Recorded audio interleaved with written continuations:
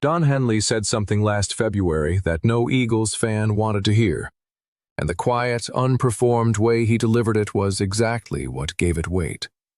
Sitting across from a reporter on a Sunday morning, the 78-year-old told CBS, "I think this year will probably be it."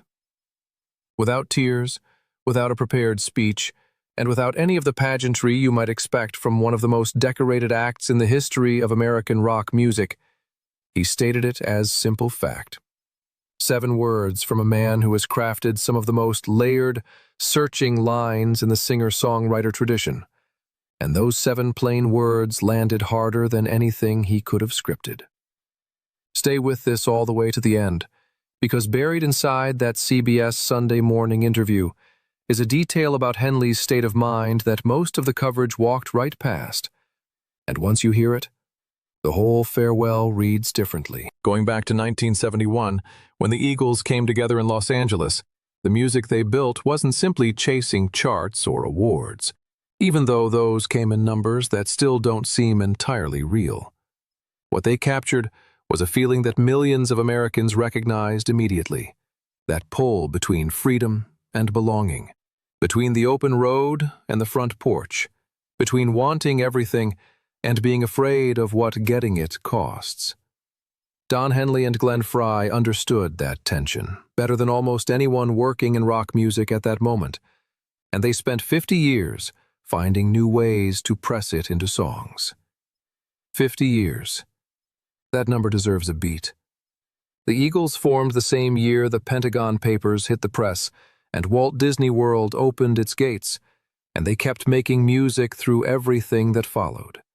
200 million albums sold worldwide, 6 Grammy Awards, an induction into the Rock and Roll Hall of Fame in 1998, where Henley stood at that podium and spoke with unusual directness about the fights, the years of silence, and the stubborn decision to try again.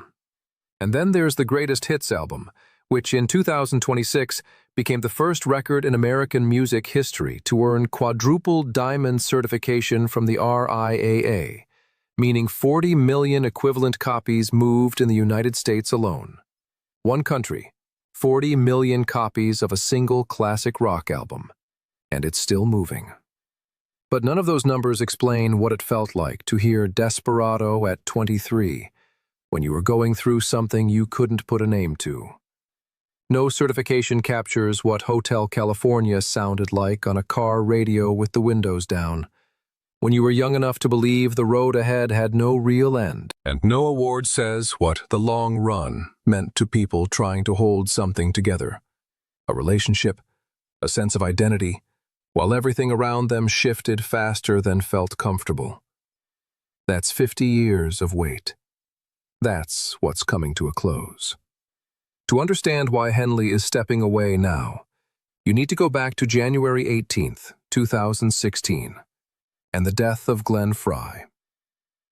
Complications from rheumatoid arthritis, acute ulcerative colitis, and pneumonia took Frey at 67. And losing him wasn't simply losing a bandmate. Frey had been there at the very start, the co-architect of everything the Eagles ever became, the person Henley had argued with and created with and walked away from and come back to across more than 4 decades. When Frey died, the question Henley faced had nothing to do with tour schedules or record contracts. It was whether there was even a band left to speak of. And that's when a clock started. Not loudly and not dramatically, but in the way a season turns before you've noticed the light has changed. The Eagles did eventually return, with Frey's son Deacon stepping into his father's role and Vince Gill joining alongside him. But Henley never pretended it was the same arrangement. What Frey's absence did, slowly and quietly, was remind Henley that this version of life runs on a fixed amount of time. Randy Meisner, the Eagles' original bass player, died in 2023. Bernie Leadon stepped back from active touring years before that. Don Felder, who co-wrote Hotel California and played that guitar part night after night for decades, had long since parted ways with the band. Of the original founding lineup, Henley stands as the only one still performing under the Eagles' name, and he carries that weight onto the stage at every show. The body has its own opinions about how long it wants to do something. And at 78, Henley has reached a point where the question isn't whether he's physically capable of continuing. The question is whether continuing is still the right call. The CBS Sunday Morning interview from February 2026 rewards careful attention, because what Henley communicated between the lines carries as much meaning as what he actually stated. When he told the interviewer that this year would probably be it, no bitterness came with it, no exhaustion, no sense of someone being worn down against his will. What arrived instead was something that sounded almost like relief. Henley spoke about wanting to grow vegetables. He talked about travel, not tour bus travel between arenas, but the kind where you go somewhere because you choose to, and stay as long as feels right.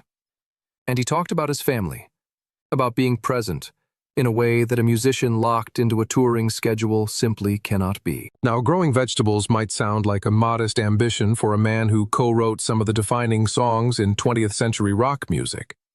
But consider what it actually signals. Henley spent his entire career inside the machinery of the music industry.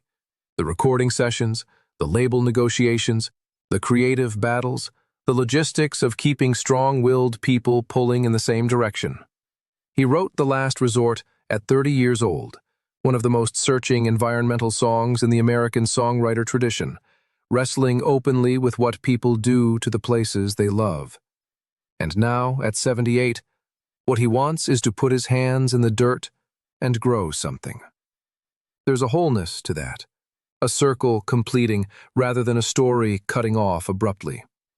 The Las Vegas Sphere shows, which the band has named the Long Goodbye Farewell Tour, will likely stand as the final chapter of Eagles' performances at that scale, and Henley hasn't tried to dress it up as anything other than what it is. He told the interviewer what he wanted next, and none of it involved the stage.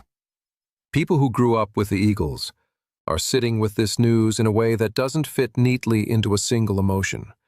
And what stands out is how little anger runs through it.